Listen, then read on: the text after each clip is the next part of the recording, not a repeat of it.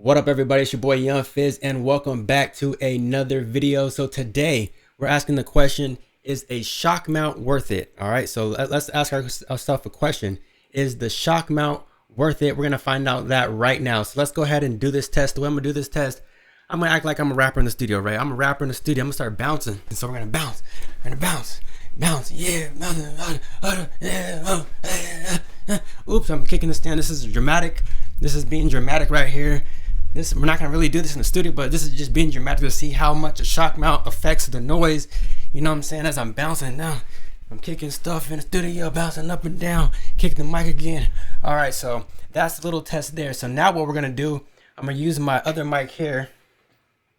All right, so now I have this mic right here. This is the classic MXL 990. So I'm gonna go ahead and switch mics, and we're gonna come back, put this mic on. This mic right here, it has no shock mount. It just has a little holder. This is just the mic holder. Has a little clip in there. I'm gonna go ahead and put this on, and we're gonna come back and see the difference. Okay, so let's go ahead and see the difference. All right, so we are back, and I'm using the MXL 990. So we're gonna go ahead and perform the same test here. All right, so we're gonna go ahead and perform the same test.